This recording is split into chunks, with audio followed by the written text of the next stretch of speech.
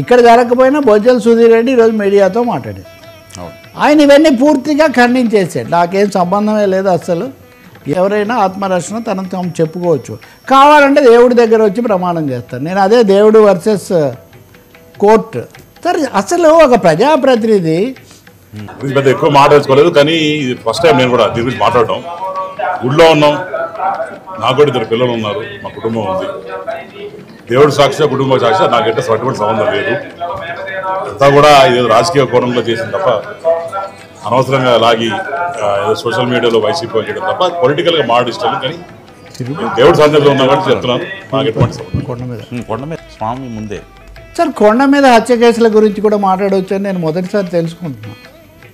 ఖండించారా, దోష నిర్దోష వేరే విషయం, కానీ గతంలో అనేక సార్లు అసలు అక్కడ రాజకీయ చట్టమే చేసామన్నారు. మరి తెలిసి ఆయన అనుమతించారా లేదా? ఆరోపణలకు గురైన ఒక వ్యక్తి నేను నిర్దోషిని, అసలు ఇలాంటి ప్రస్తావన చేయించేవారు. మీరు చాలా స్వామివారికి మంచి భక్తులు కాబట్టి నేను అడుగుతున్నాను, కిందకు వచ్చి లేకపోతే హోటల్కు గెస్ట్ హౌస్కో వాళ్ళ ఆఫీస్కో వెళ్ళి మాట్లాడకూడదు అని టేకన్ ఫర్ గ్రాంటెడ్.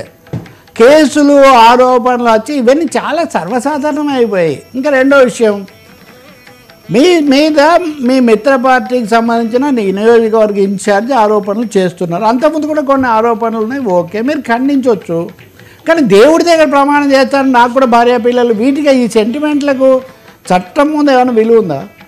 అది సుప్రీంకోర్టుని ఇంకా కొండ మీద పెడితే పోతుంది కదా. ఇప్పుడు ప్రతి ఒక్కరు నేను దేవుడి ముందుకు వచ్చి ప్రమాణం చేస్తాను అని చెప్పేటైతే రాజ్యాంగము ఉంటుంది, దేవుడు ఉంటాడు, వ్యక్తిగత ఇదేమనాలి అంతఃకరణము ఇవన్నీ కూడా ఉంటాయి చట్టం ముందు. కాబట్టి ఖచ్చితంగా ఆయన ఈ విషయం ప్రస్తావించడమే చాలా సీరియస్.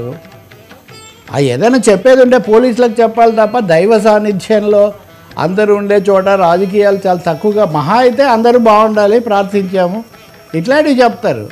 కానీ ఒక ఆరోపణలు ఎదుర్కొంటున్న ప్రజాప్రతినిధి, మరి దీని మీద చైర్మన్ గారు కానీ టీటీడీ వారు కానీ ఏమైనా స్పందిస్తారేమో నాకు తెలియదు. ఎందుకంటే ఇప్పుడు రాష్ట్రంలో లెక్కలేనన్ని కేసులు ఉన్నాయి. ఇప్పుడు ప్రతి కేసులో నిందితుడు అక్కడికి వచ్చి పూజ చేసి నమస్కారం పెట్టి నేను వచ్చి నిర్దోషిని అని చెప్తుంటే ఇదొక ప్రహసనంలాగా ప్రార్థనా స్థలము, అందులో కూడా ప్రపంచంలో చాలా అత్యధికమైన భక్తులు ఉన్నటువంటి చోట ఇది జరగడం అనేది నిజంగా ఇది నేను అనుకుంటాను దేవుడి ముందు ప్రమాణం చేస్తాను, వీటికేం చట్టం ముందేమి విలువ ఉండదు.